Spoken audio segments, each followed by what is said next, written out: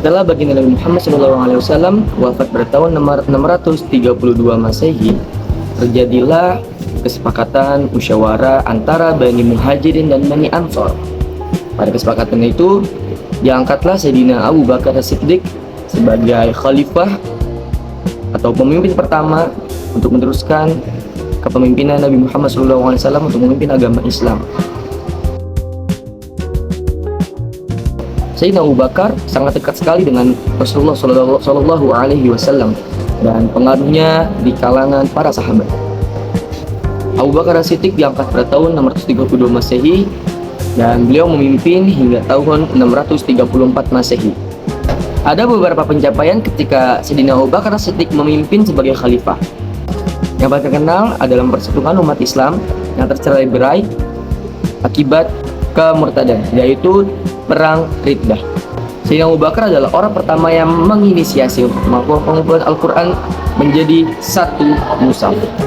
Dan berakhirnya kepemimpinan Sayyidina Abu Bakar sebabnya adalah pertama karena Sayyidina Abu Bakar mengalami penyakit, dan pada tahun tersebut berakhirlah masa kepemimpinan Sayyidina Abu Bakar. Yang kedua ada Sayyidina Umar bin Khattab. Sayyidina Umar bin Khattab ditunjuk langsung oleh Sayyidina Abu Bakar tepat sebelum Sayyidina Abu Bakar meninggal dunia. Dan ditunjuknya Sayyidina Umar bin Khattab juga disetujui oleh para sahabat. Oleh karena itu Sayyidina Umar bin Khattab naik menjadi khalifah kedua dari tahun 634 Masehi sampai tahun 644 Masehi. Ada beberapa pencapaian yang paling terkenal ketika masa Sayyidina Umar bin Khattab, yaitu ekspansi besar-besaran ke Persia, Syam, Mesir, dan juga Irak.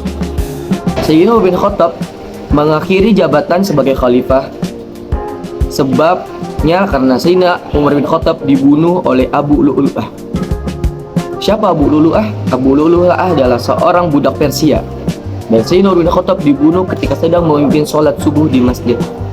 Lalu berakhirlah kepemimpinan beliau pada tahun 644 Masehi. Sayyidina Utsman bin Affan naik sebagai khalifah karena dipilih oleh Dewan Syura. Siapa itu Dewan Syura? Dewan Syura adalah dewan yang dibentuk oleh Sayyidina Umar bin Khattab sebelum beliau wafat dibunuh, dan anggota dewan itu berisikan 6 orang yang layak menjadi khalifah. Siapa di antaranya? Pertama ada Sayyidina Ali bin Abi Thalib, kedua ada Sayyidina Utsman bin Affan, ketiga ada Abdurrahman bin Auf, keempat ada Sa'id bin Abi Waqqas, kelima ada Zubair bin Awam, dan keenam ada Talha bin Ubaidillah. Tapi ketika pemilihan, sahabat Talha bin Ubaidillah tidak dapat hadir sebab beliau ada di luar kota. Oleh karena itu terjadilah proses musyawarah dari ke-6 calon khalifah baru, dan terpilihlah Sayyidina Utsman bin Affan sebagai khalifah selanjutnya. Sayyidina Utsman bin Affan diangkat menjadi khalifah dari tahun 644 Masehi sampai 656 Masehi. Tapi ketika beliau memimpin sebagai khalifah ketiga, ada beberapa pencapaian paling terkenal. Yang paling terkenal diantaranya adalah menyusun dan menetapkan satu mushaf standar Al-Quran yang kita kenal sekarang sebagai Mushaf Utsmani. Akhir kepemimpinan Sayyidina Utsman bin Affan disebabkan karena beliau dibunuh oleh kelompok pemberontak saat sedang membaca Al-Quran di dalam rumahnya. Dan karena kejadian inilah terjadi beberapa pemberontakan, dan Islam terpecah menjadi 2 buah kubu. Yang pertama adalah kubu dari Bani Umayyah. Siapa Bani Umayyah? Bani Umayyah adalah keluarga dari Sayyidina Utsman bin Affan. Dan kemudian ada kubu yang membela Sayyidina Ali bin Abi Thalib. Naiklah khalifah Sayyidina Ali bin Abi Thalib sebagai pengganti beliau. Beliau diangkat dengan cara dipilih oleh masyarakat Madinah, dan banyak beberapa sahabat juga yang setuju untuk mengangkat Sayyidina Ali bin Abi Thalib sebagai khalifah selanjutnya. Tapi Bani Umayyah menolak karena kasus dari terbunuhnya Sayyidina Utsman belum terpecahkan. Pencapaian paling terkenal ketika Islam dipimpin oleh Sayyidina Ali bin Abi Thalib adalah beliau memimpin beberapa perang, yaitu ada perang Jamal dan perang Siffin. Ketika masa dipimpin oleh Sayyidina Ali bin Abi Thalib, muncul banyak kelompok-kelompok Islam. Di antaranya ada Khariji, Syiah, dan Sunni secara politis. Kemudian Sayyidina Ali bin Abi Thalib mengakhiri jabatannya disebabkan dibunuh oleh anggota Khariji. Siapa pembunuhnya? Pembunuhnya adalah Abdurrahman bin Maljum. Beliau dibunuh ketika hendak sholat subuh di Kufah. Dinasti Umayyah ini didirikan oleh Muawiyah bin Abi Sufyan pada tahun 661 Masehi setelah wafatnya Sayyidina Ali bin Abi Thalib. Dinasti ini berdiri dan berpusat di kota Damaskus. Ada beberapa hal yang dicapai atau disebutannya adalah masa kejayaan dinasti tersebut. Di antaranya wilayah Islam meluas pesat dari India di timur hingga Spanyol di barat. Lalu terjadi pembangunan infrastruktur, jalan, masjid, dan sistem pos. Ada beberapa tokoh penting pada dinasti tersebut. Di antaranya ada Muawiyah bin Abi Sufyan. Beliau adalah pendiri sekaligus ahli strategi di bidang politik pada masa dinasti Umayyah. Kemudian ada Abdul Malik bin Marwan. Beliau menyatukan kekuasaan lalu mencetak mata uang Islam. Tiga, ada Al-Walid bin Abdul Malik. Beliau adalah tokoh yang membangun Masjid Umayyah dan memperluas wilayah Islam hingga ke Spanyol. Ada juga kemunduran yang dialami oleh dinasti Umayyah, yaitu ketidakpuasan rakyat terhadap gaya hidup elit Bani Umayyah. Kemudian munculnya gerakan Abbasiyah yang didukung oleh keturunan Nabi dan kelompok Syiah. Dan terakhir, tahun 750 Masehi, kekuasaan Bani Umayyah pun tumbang di tangan Bani Abbasiyah. Semua Bani Umayyah dimusnahkan, tetapi ada satu tokoh Bani Umayyah yang lari ke Andalusia, Spanyol. Dan nanti orang itulah yang akan membangun Bani Umayyah II di Andalusia. Setelah masa Bani Umayyah berakhir, maka dirilah masa Bani Abbasiyah. Dinasti Abbasiyah berdiri pada tahun 750 Masehi dan mereka memindahkan pusat pemerintahan ke Baghdad, Irak. Disinilah Islam memasuki masa kemasan ilmu pengetahuan dan budaya.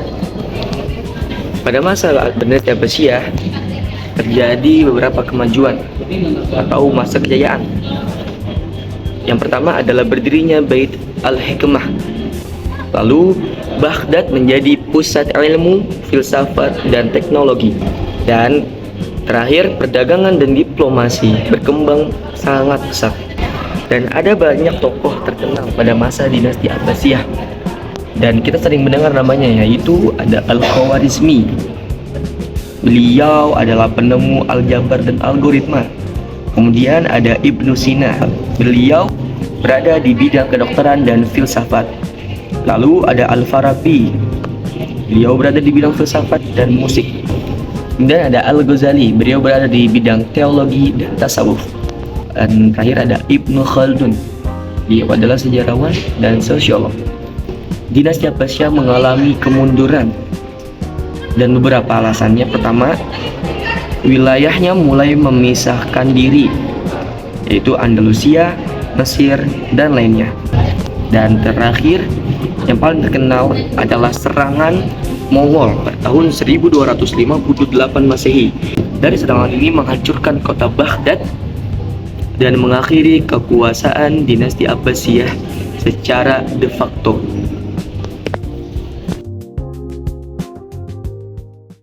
Islam pada masa dinasti Umayyah II di Andalusia.